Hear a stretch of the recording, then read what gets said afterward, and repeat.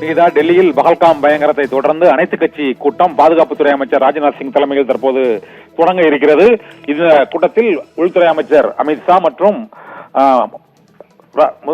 வெளியுறவுத்துறை அமைச்சர் ஜெய்சங்கர் மற்றும் ராகுல் காந்தி, காங்கிரஸ் கட்சியின் தலைவர் மல்லிகார்ஜுன கார்கே, ராகுல் காந்தி உள்ளிட்டோரும் இந்த கூட்டத்தில் கலந்து கொண்டிருக்கிறார்கள். அனைத்து கட்சிகளைச் சேர்ந்த தலைவர்களும் இந்த கூட்டத்தில் அடுத்த கட்டமாக என்ன நடவடிக்கை எடுக்கப்படும் மற்றும் இப்போது இதுவரை எடுக்கப்பட்ட பல்வேறு நடவடிக்கைகள் உள்ளிட்ட பல்வேறு அம்சங்கள் தொடர்பாக அனைத்து கட்சி கூட்டத்தில் விவாதித்து முக்கிய முடிவுகள் எடுக்கப்பட இருக்கின்றன. ஏற்கனவே விசாக்கள் ரத்து செய்யப்பட்டிருக்கிறது, எல்லைகள் மூடப்பட்டிருக்கிறது உள்ளிட்ட பல்வேறு ஒப்பந்தங்கள் ரத்து செய்யப்பட்டுள்ள சூழ்நிலையில் அடுத்த கட்டமாக எத்தகைய நடவடிக்கைகளை மத்திய அரசு மேற்கொள்ளப் போகிறது என்பது தொடர்பாக இறுதிக்கட்ட ஆலோசனை அனைத்து கட்சி தலைவர்களுடன் இப்போது நடைபெற்றுக் கொண்டிருக்கிறது. பாதுகாப்புத்துறை அமைச்சர் ராஜ்நாத் சிங் தலைமையில் நடைபெற்று வரும் இந்த கூட்டத்தில் முக்கிய அமைச்சர்கள், அனைத்து கட்சிகளைச் சேர்ந்த தலைவர்கள் உள்ளிட்டோரும் கலந்து கொண்டிருக்கிறார்கள். இந்த கூட்டத்தில் காங்கிரஸ் மற்றும் சமாஜ்வாதி, திரிணாமுல் காங்கிரஸ் உள்ளிட்ட பல்வேறு கட்சிகளைச் சேர்ந்த அனைத்து கட்சிகளைச் சேர்ந்த தலைவர்களுக்கும் மத்திய அரசு எடுக்கப் போகும் அடுத்த கட்ட நடவடிக்கைகள் தொடர்பாகவும், ஒருவேளை பாகிஸ்தான் எல்லைக்குள் புகுந்து தாக்குதல் நடத்தப்பட்டால்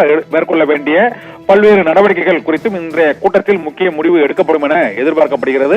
இந்த அனைத்து கட்சி கூட்டத்தில் மத்திய அரசு எடுக்கக்கூடிய நடவடிக்கைகளுக்கு அனைத்து கட்சி தலைவர்களும் ஒத்துழைப்பு அளிக்க வேண்டும் என்றும், இந்த பகல்காமில் பயங்கரவாதிகள் நடத்திய இந்த தாக்குதல் இது ஒட்டுமொத்த தேசத்துக்கான அச்சுறுத்தல் என்ற அளவில் மத்திய அரசு பல்வேறு நடவடிக்கைகளை மேற்கொண்டு வருகிறது.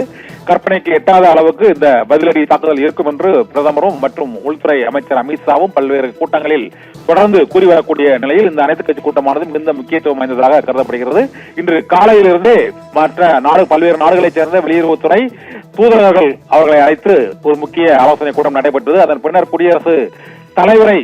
குடியரசுத் தலைவரை சந்தித்து உள்துறை அமைச்சர் அமித்ஷா மற்றும் வெளியுறவுத்துறை அமைச்சர் ஜெய்சங்கர் உள்ளிட்டோரும் ஆலோசனை நடத்தியிருக்கிறார்கள்.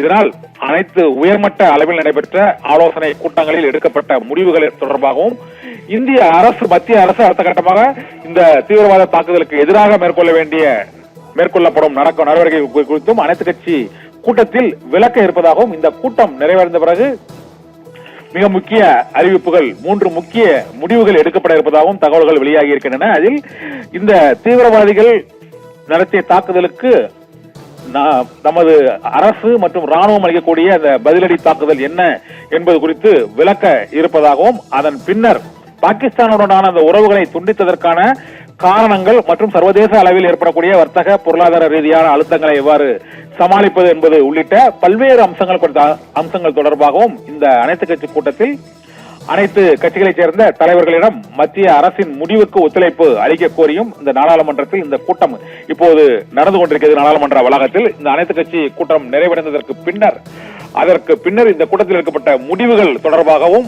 அறிவிப்புகள் வெளியாகக்கூடும் என எதிர்பார்க்கப்படுகிறது.